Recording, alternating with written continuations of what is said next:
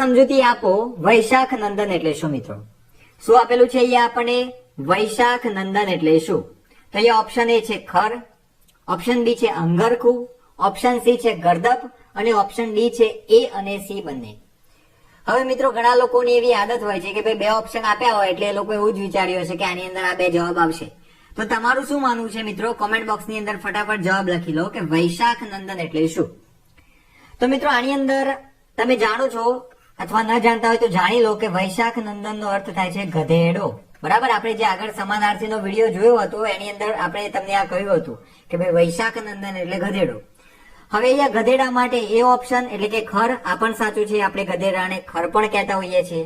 અને બીજો શબ્દ છે ગરદપ, ગરદપ એટલે પણ ગધેડો થાય છે. મેં તમને એની અંદર એક સુભાષિતની વાત કરી હતી કે ભાઈ પ્રાપ્તે તું 16 વર્ષે ગરદપી અપ્સરા ભવેત. 16 વર્ષની થાય ને એટલે તો ગધેડી પણ અપ્સરા જેવી લાગે. બરાબર, આવું એક સુભાષિત છે એટલે એની અંદર મોહી નહીં જવાનું, આવું એની અંદર કહેવામાં આવેલું છે. એટલે કે અહીંયા પોતાની જાતને કોઈ ગધેડા કે ગધેડી નથી સમજવાના, આ એક ઉદાહરણ છે. બરાબર, તો હવે એ અને સી બંને સાચા જવાબ છે એટલા માટે એ આપણો સાચો જવાબ થશે ઓપ્શન ડી, એ અને સી બંને. ચલો ક્વેશ્ચન નંબર 2 છે સહાયક નો અર્થ શું થાય મિત્રો?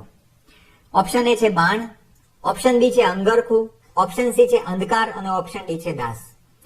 તો સહાયક માટે સાચો જવાબ કયો છે તમારે ફટાફટ મને કોમેન્ટ બોક્સ ની અંદર કહેવાનું છે. તો જો મિત્રો અહીંયા સહાયક આ શબ્દ પણ આપણે આગળના વિડીયોની અંદર જોઈ ગયા છીએ. સહાયક નો અર્થ થાય છે બાણ અને એટલા માટે અહીંયા આપણો સાચો જવાબ થશે ઓપ્શન એ. ક્લિયર છે? ચલો આગળ વધીએ. ક્વેશ્ચન નંબર 3 છે આછી ભીનાશ ધરાવતું, એના માટે કયો શબ્દ આપણે પ્રયોગમાં લઈ શકીએ? ઓપ્શન એ છે શમાર, ઓપ્શન બી છે રસાલ, ઓપ્શન સી છે થાળ અને ઓપ્શન ડી છે આલુ. હવે મિત્રો આની અંદર તમે આ થાળ તો જાણતા હશો, ગોર્ધન થાળ, મોહન થાળ. બરાબર, એટલે આ તો ડીશની વાત છે એટલે ઓપ્શન સી નથી આવવાનો. હવે ઓપ્શન એ, બી અને ડી શમાર, રસાલ અને આલુ આમાંથી કયો સાચો જવાબ આવશે? તો ગુજરાતી પાઠ્યપુસ્તકની અંદર એક પદ્ય છે જેની અંદર આ શબ્દનો પ્રયોગ થાય છે.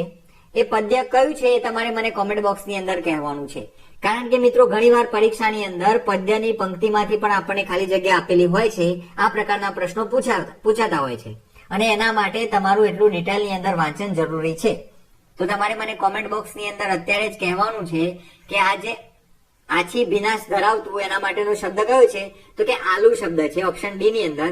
તો આ આલુ શબ્દ કયા પદ્યની અંદર પ્રયોગમાં લેવામાં આવેલું છે? ક્લિયર છે મિત્રો? ન લખ્યું હોય તો અત્યારે જ કોમેન્ટ બોક્સની અંદર જઈને લખી લેજો.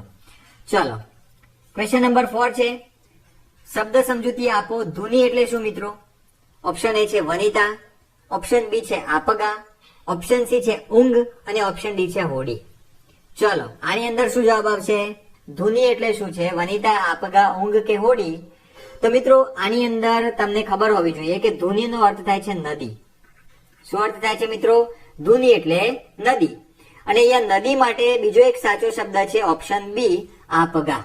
ક્લિયર છે મિત્રો? આના સિવાય મિત્રો ધૂની માટે આપણે નિર્ઝરિણી, પછી એક સ્તોતસ્વિની, આ બધા શબ્દોનો પણ પ્રયોગ કરતા હોઈએ છીએ. તો હવે તમારે મને કોમેન્ટ બોક્સ ની અંદર એ કહેવાનું છે કે આ જે નિર્ઝરિણી છે, સ્તોતસ્વિની છે, રાસ તરંગિણી છે, બરાબર, કલ્લોલિની છે, શૈવલિની છે, આ બધા કયા લેખકની કૃતિઓના નામ છે? બરાબર, કયા એ લેખક છે જેમની કૃતિઓના નામ નિર્ઝરિણી, સ્તોતસ્વિની, રાસ તરંગિણી, કલ્લોલિની, શૈવલિની આવા બધા છે? ફટાફટ કોમેન્ટ બોક્સ ની અંદર કહી દો. તમારા ગુજરાતી સાહિત્યનો પણ કેટલી તૈયારી થઈ છે એ પણ આની અંદર તમને ખબર પડતી જશે. બરાબર છે? ચલો તો ધૂની એટલે આપગા, નદી અર્થ થાય છે એનો. આગળ વધીએ. ક્વેશ્ચન નંબર 5 છે શબ્દ સમજૂતી આપો જીમૂત એટલે શું મિત્રો? તો ઓપ્શન એ છે પારાવાર, ઓપ્શન બી છે ખાટી, ઓપ્શન સી છે વાદળ અને ઓપ્શન ડી છે અલખ. ચલો જીમૂત નો અર્થ થશે પારાવાર, ખાટી, વાદળ કે અલખ? તો તમને ખબર હોવી જોઈએ જીમૂત નો અર્થ થાય છે વાદળ. બરાબર, મેઘ. તો એના માટે એ આપણો સાચો જવાબ થશે ઓપ્શન સી. ક્લિયર છે? તો જીમૂત એટલે વાદળ. ક્વેશ્ચન નંબર 6 જોઈએ. શબ્દ સમજૂતી આપો કચ્છ એટલે શું મિત્રો? ઓપ્શન એ છે અલખ, ઓપ્શન બી છે અલખ, ઓપ્શન સી છે કર્મઠ અને ઓપ્શન ડી છે ગણ. જો મિત્રો તમે પેલો અંગ્રેજીની અંદર એક પાઠ ભણ્યા હશો કચ્છ દેવ્યાની વાળો, બરાબર. શુક્રાચાર્ય પાસે કચ્છ વિદ્યા ભણવા માટે જાય છે અને ત્યાં દેવયાની ને એની સાથે પ્રેમ થાય છે. આ વાર્તા તમે અંગ્રેજીની અંદર કદાચ વાંચી હશે, પણ એક કચ્છનો અર્થ અહીંયા આપણે અહીંયા એ નથી લેવાનો. બરાબર. અહીંયા કચ્છનો બીજો અર્થ થાય છે. તો એ કચ્છનો અર્થ શું છે તમારે મને કોમેન્ટ બોક્સની અંદર કહેવાનું છે. તો મિત્રો અહીંયા કચ્છનો સાચો જવાબ થશે ઓપ્શન બી, કચ્છ એટલે અલક. હવે આ અલક અને કચ્છ એટલે શું? તો કે વાળ. બરાબર. માથાના જે વાળ હોય એના માટે કચ્છ અથવા તો અલક શબ્દનો આપણે પ્રયોગ કરતા હોઈએ છીએ. ક્લિયર છે? ચલો. અને હા, આ તમને ટેલિગ્રામ ની અંદર આપણી આ જે પીપીટી છે મળી જશે. આ જે પીડીએફ છે એ તમને ટેલિગ્રામ ચેનલ ની અંદર મળી જશે. એના સિવાય મિત્રો આપણે સંસ્કૃત, હિન્દી, મનોવિજ્ઞાન, ગણિત વિજ્ઞાન એના જેટલી પણ અત્યાર સુધીના વિડીયોઝ છે એની પીડીએફ તમને ત્યાં આપેલી છે. તો તમે ટેલિગ્રામ ની અંદર ન જોડાયા હોય તો લિંક ડિસ્ક્રિપ્શન બોક્સમાં છે, એની અંદર જોડાઈ જાઓ જેથી તમને બધી પીપીટીઓ મળી જાય. બરાબર. ચલો, તો અહીંયા અલગ સાચો જવાબ છે. ક્વેશ્ચન નંબર 7, શબ્દ સમજૂતી આપો. જરૂરી ન હોય તેવું વાપરવા માટે ભેગું કરવું. એટલે કે જેની આપણને જરૂર જ નથી છતાં આપણે એને ભેગું કરતા હોઈએ છીએ, તો એને આપણે શું કહીએ છીએ મિત્રો? પરિગ્રહ, ખેવના, થાળ કે અમલ. જો આની અંદર આ થાળ તો અમારી આળસનું લક્ષણ તમને દેખાય છે અહીંયા કે ભાઈ એના એ જ ઓપ્શન રાખ્યો છે. બરાબર. એના સિવાય છે એ, બી અને ડી. તો આની અંદરથી શું જવાબ આવશે? તો મિત્રો અહીંયા તમે જાણો છો ગાંધીજી કહેતા હતા કે ભાઈ જેની જરૂર ન હોય એ ભેગું ના કરવું જોઈએ. એટલે કે માણસે અપરિગ્રહી રહેવું જોઈએ. તો અહીંયા પરિગ્રહ એટલે જરૂરી ન હોય તેવું વાપરવા માટે ભેગું કરવું. ક્લિયર છે મિત્રો? ચલો, 8મા નંબરનો ક્વેશ્ચન જોઈએ. શબ્દ સમજૂતી આપો. કાંટાવાળા વૃક્ષોની ગીચ જાડી. કાંટાવાળા વૃક્ષોની ગીચ જાડીને તમે લાખો કહેશો, કાંટ કહેશો, હામ કહેશો કે પસ્તુ કહેશો? તો તમે જાણતા હશો મિત્રો, કાંટાવાળા વૃક્ષોની ગીચ જાડી એને આપણે કાંટ કહેતા હોઈએ છીએ. જો આ બધું તમારા જીસીઆરટી માંથી જ લીધેલું છે એટલે તમારે અચંબિત થવાની બિલકુલ જરૂર નથી. આપણને ક્વેશ્ચન્સ જીસીઆરટી માંથી પૂછાઈ શકે એટલું લેવલ જીસીઆરટી ની અંદર હજુ પણ છે. બરાબર. જો તમે ડિટેલ ની અંદર વાંચન કર્યું હોય તો તમને અઘરા ના લાગે. બાકી જે લોકોએ જીસીઆરટી ખોલી જ નથી અને બીજા બધા પ્રકાશનોમાંથી શબ્દો વાંચ્યા હશે એ લોકોને અમુક શબ્દો નવા લાગતા હશે. બરાબર. તો અહીંયા સાચો જવાબ થશે કાંટ. કાંટાવાળા વૃક્ષોની ગીચ જાડીને આપણે કહીશું કાંટ. બરાબર છે.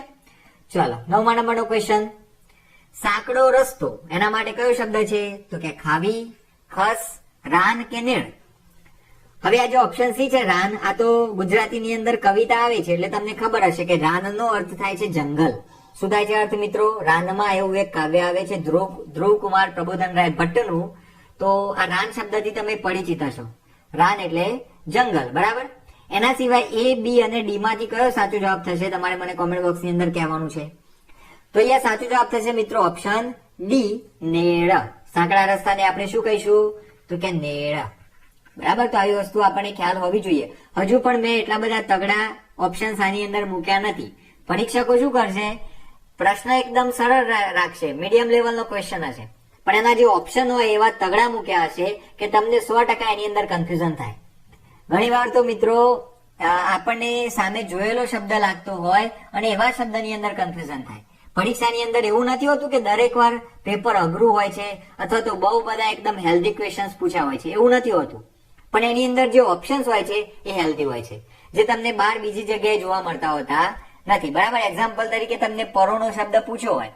હવે પરોનાની અંદર યજમાન પણ હોય, મહેમાન પણ હોય. આ પ્રકારે જયારે તમને ઓપ્શન્સ આપેલા હોય ને એટલે તમને કન્ફ્યુઝન થાય. ક્યારું યજમાન હતું કે મહેમાન હતું? વાંચ્યું તો છે પણ યજમાન હતું કે મહેમાન હતું આવું કન્ફ્યુઝન ક્યારે થાય? અને એટલા માટે ખાસ યાદ રાખવાનું કે આપણને જેટલા શબ્દો શ્યોર યાદ હશે એ આપણને પરીક્ષાની અંદર ફાયદો કરાવશે. બરાબર છે. ચલો, 10મા નંબરનો ક્વેશ્ચન જોઈએ. સિંહની ગર્જનાને શું કહેતા હોઈએ છીએ મિત્રો? આ તો આપણને ખબર જ હોય. અહીંયા સાચો જવાબ થશે ઓપ્શન સી, ડણક. આપણે બધા જાણતા હોઈશું. ચલો, 11મા નંબરનો ક્વેશ્ચન છે. આશરે 2.25 કિલોમીટર. તો આશરે 2.25 કિલોમીટરનું જે અંતર છે એના માટે કયો શબ્દ છે ગુજરાતીમાં? ઓપ્શન એ છે ગાવ, ઓપ્શન બી છે ગજ, ઓપ્શન સી છે મન અને ઓપ્શન ડી છે મણ. તો તમે જાણો છો કે મણ તો વજનનો એકમ છે. બરાબર. ગજ એ અંતરનો એકમ છે. બરાબર. પણ આપણો અહીંયા સાચો જવાબ શું થશે મિત્રો? તો કે અહીંયા સાચો જવાબ થશે આપણો ઓપ્શન એ, ગાવ.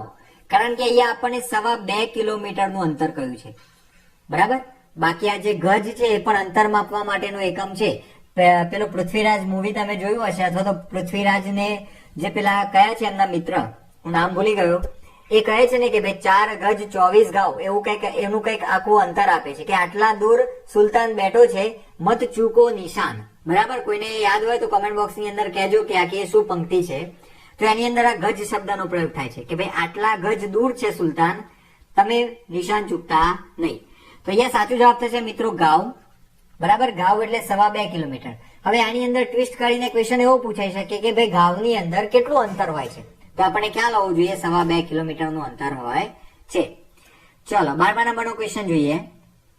શબ્દ સમજૂતી આપો. પ્રથા અથવા તો રિવાજ માટે કયો શબ્દ સાચો છે? શિરસ્તો, ઓઠો, તશરે કે છાબકી? તો મિત્રો આ પણ આવડે એવું છે. આની અંદર સાચો જવાબ થશે ઓપ્શન એ, શિરસ્તો. બરાબર, હવે તમારે મને કોમેન્ટ બોક્સ ની અંદર એ કહેવાનું છે કે કયા પાઠની અંદર આ શિરસ્તોનો પ્રયોગ થયેલો છે. બરાબર, આ ક્વેશ્ચન ભાષાવાળા માટે છે. જે લોકો ગણિત વિજ્ઞાનના છે અથવા તો સામાજિક વિજ્ઞાનના છે એ બધા માટે આ જરૂરિયાતનો ક્વેશ્ચન નથી. બરાબર, એમને ખાલી એટલું જ યાદ રાખવાનું છે કે પ્રથા, રિવાજ એટલે શિરસ્તો. પણ જે લોકો ભાષાના મિત્રો છે એ લોકો ખાસ કોમેન્ટ બોક્સ ની અંદર કહેજો કે આ શિરસ્તોનો પ્રયોગ કયા પાઠની અંદર થયેલો છે. બરાબર, તમારા જીસીઆરટી ના 6 થી 8 ના પાઠમાંથી કયા પાઠમાં શિરસ્તો શબ્દનો પ્રયોગ થયેલો છે? ક્લિયર છે? અને એના લેખક કોણ છે એ પણ તમને ખબર હોય તો કોમેન્ટ બોક્સ ની અંદર ખાસ કહેજો. ચલો 13મા નંબરનો ક્વેશ્ચન જોઈશું. શબ્દ સમજૂતી આપો. સુંદર અને ગુણિયાલ સ્ત્રી એને આપણે શું કહેતા હોઈએ છીએ? તો ઓપ્શન એ છે આપેલા બધા. પહેલા જોઈ લઈએ આપણે નીચેના ઓપ્શન્સ. બી છે રૂપાળી. તો રૂપાળી એટલે શું મિત્રો? તો કે જે દેખાવમાં સારી હોય એવી સ્ત્રી. બરાબર, પણ એવું નથી કે જે દેખાવમાં સારી હોય ગુણિયાલ હોય. એ જ રીતે ઓપ્શન સી માં છે પદમણી. ઓપ્શન ડી માં છે સુંદરી. તો મિત્રો સુંદરીમાં પણ અહીંયા આપણને જે ઓપ્શન બી માં અર્થ મળે છે એ જ ઓપ્શનમાં મળે છે કે ભાઈ સુંદરી એટલે શું? તો કે જે દેખાવમાં સારી હોય એવી સ્ત્રી. પણ એ ગુણિયાલ હોય એવી કોઈ ડેફિનેશન આપણને અહીંયા મળતી નથી. બરાબર, તો એટલા માટે એ આપણો સાચો જવાબ થશે ઓપ્શન સી, પદમણી. હવે તમારા ગુજરાતી અથવા તો જે લોકો ભાષાવાળા છે એ લોકો માટે આ પ્રશ્ન છે કે આ પદમણી શબ્દ કયા પદ્યની અંદર પ્રયોગમાં લેવામાં આવેલો છે? બરાબર, 6 થી 8 ના એક પદ્યની અંદર. હિન્ટ આપી દઉં, લોકગીત છે. કયા લોકગીતની અંદર આ પદમણી શબ્દનો પ્રયોગ કરેલો છે એ તમારે મને કોમેન્ટ બોક્સની અંદર કહેવાનું છે. ક્લિયર છે મિત્રો? ચલો આગળ વધીએ. 14મા નંબરનો ક્વેશ્ચન જોઈશું. એક જગ્યાએથી બીજી જગ્યાએ લઈ જવું, એના માટે કયો શબ્દ છે? એક જગ્યાએથી બીજી જગ્યાએ લઈ જવું. કરાજવું, ખેવના, સારવું કે તારવું? તો મિત્રો આની અંદર સાચો જવાબ થશે ઓપ્શન સી, સારવું. બરાબર, એક જગ્યાએથી બીજી જગ્યાએ લઈ જવું એના માટેનું જે ક્રિયાપદ છે એ છે સારવું. કયા પાઠની અંદર આવે છે? ગૌરીશંકર ગોવર્ધનરામ જોશીનો એક પાઠ છે, એક ગદ્ય છે, એની અંદર આપણને આ સારવું શબ્દ જોવા મળે છે. બરાબર, તો કોમેન્ટ બોક્સ ની અંદર નામ લખો કે ભાઈ કયા પાઠની અંદર સારવું શબ્દ આવે છે. ક્લિયર છે? ચલો 15મા નંબરનો ક્વેશ્ચન. મલક માટે શું શબ્દ છે? તો આ તો આવડે એવું છે ભાઈ. મલક આપણા મલકમાં માયાળુ માનવી, માયા મેલીને વયા જશું મારા મેળવાવું છે, હાલો ને આપણા મલકમાં. તો અહીંયા જો મલક એટલે પ્રદેશ, આ બધાને આવડતું જ હોય. ચલો 16મા નંબરનો ક્વેશ્ચન છે. નદી કિનારની બખોલ. તો નદી કિનારની બખોલને આપણે શું કહેતા હોઈએ છીએ મિત્રો? ધોમ, કોતર, હામ કે પરમ? ચલો ફટાફટ કોમેન્ટ બોક્સ ની અંદર જવાબ આવવા જોઈએ. આ તો આવડે એવું છે. બરાબર, એકદમ સિમ્પલ છે. તો એ સાચો જવાબ થશે મિત્રો ઓપ્શન બી, કોતર. નદી કિનારની જે બખોલ હોય એને આપણે કોતર કહેતા હોઈએ છીએ. 17મા નંબરનો ક્વેશ્ચન જોઈએ. શબ્દ સમજૂતી આપો. જુવારનું કણસ. તો જુવારના કણસ માટે મિત્રો અહીંયા કયો સાચો શબ્દ છે? લોથો, ખડા, થાળ કે અલખ? જો અહીંયા આ પીપીટી બનાવવા માટે આપેલી છે, મેં જાતે નથી બનાવેલી. તો અહીંયા જુઓ, આ જે થાળ છે એ તો અહીંયા એમના એમ રાખેલું છે. બરાબર, ઓપ્શન ની અંદર આળસ જોવા મળે છે. ઓપ્શન એ, બી અને ડી ની અંદર કયો સાચો જવાબ થશે? તો જુઓ મિત્રો, તમે જાણતા હશો એક પદ્ય છે એની અંદર આ લોથો શબ્દ આવે છે. બરાબર, અહીંયા સાચો જવાબ થાય છે લોથો. તો જે લોકો ભાષાવાળા છે એ લોકોએ જવાબ આપવાનો છે. કયા પદ્યની અંદર? નાથાલાલ ભાણજી દવેનું એક કાવ્ય છે, એ કાવ્યની અંદર આ લોથો શબ્દનો પ્રયોગ થયેલો છે. બરાબર, એ કાવ્યનું નામ શું છે? જુવાર લોથે લુમે જુમે ને હૈયામાં હુલ્લાસ રે ભાઈ, મોસમ આવી મહેનતની. તો જવાબ પણ તમને મળી ગયો હશે. તો આની અંદર આ જે લોથો શબ્દ છે એનો અર્થ થાય છે જુવારનું કણસ. ક્લિયર છે મિત્રો? ચલો આગળ વધીએ. 18મા નંબરનો ક્વેશ્ચન છે. શબ્દ સમજૂતી આપો. લાકડાના નાના ટુકડા. શબ્દ સમૂહ માટે એક શબ્દ પણ કહી શકાય એને. લાકડાના નાના ટુકડા એને શું કહી શકાય? ઓપ્શન એ છે લામા, ઓપ્શન બી છે કરગઠિયા, ઓપ્શન સી છે સાંગઠું અને ઓપ્શન ડી છે અલખ. જો આની અંદર પણ પીપીટી બનાવનારની આળસ દેખાઈ રહી છે આપણને, એટલા માટે જ હું કહેતો હોઉં છું ને કે ભાઈ એવા ક્લાસીસની અંદર ક્લાસ કરાય કે જે જગ્યાએ દરેક કામ એનો માલિક કરતો હોય, બરાબર. અહીંયા એવું નથી પણ અહીંયા પીપીટી બનાવવા માટેનો સમય મારી પાસે ઘણીવાર નથી રહેતો, તો એટલા માટે પછી હું મારી જોડે એક બીજો મિત્ર છે એને આપતો હોઉં છું, તો એની અંદર આ રહેતું હોય છે. ક્લિયર છે? ચલો, તો એ બહુ ચિંતા નહીં કરવાની. પણ આની અંદર સાચો જવાબ શું આવે છે? તો કે આની અંદર સાચો જવાબ આવશે ઓપ્શન બી, કરગઠિયા. ચાલો, ફરીથી ભાષાવાળા માટે ક્વેશ્ચન. કરગઠિયા શબ્દનો પ્રયોગ માતૃ હૃદય પાઠની અંદર થાય છે. એ માતૃ હૃદય પાઠ કયા લેખકની કૃતિ છે? ચાલો, ફટાફટ કોમેન્ટ બોક્સની અંદર કહી દો કે ભાઈ માતૃ હૃદય એના લેખક કોણ છે, બરાબર. બાકી આની અંદર શબ્દ તો આપણને ફટાફટ આવડી જશે, પણ એની જોડે જે કૃતિ છે એ પણ આપણા માટે ઇમ્પોર્ટન્ટ છે. ક્લિયર છે? ચલો આગળ વધીએ. 19મા નંબરનો ક્વેશ્ચન છે, શબ્દ સમજૂતી આપો. આંબાની નાની કેરી.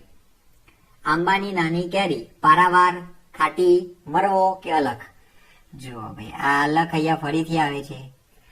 એ, બી અને સી તમારા માટે તો 3 જ ઓપ્શન છે. એની અંદર સાચો જવાબ થશે મિત્રો ઓપ્શન સી, મરવો. હવે આપણો જે પ્રમાણે મેં તમને શરૂઆતમાં વિડીયો જોવાનો કેવી રીતે કહ્યું હતું એ જ પ્રમાણે અહીંયા આ મરવો શબ્દ રાજેન્દ્ર શાહની એક કૃતિની અંદર પ્રયોગમાં લેવામાં આવેલો છે.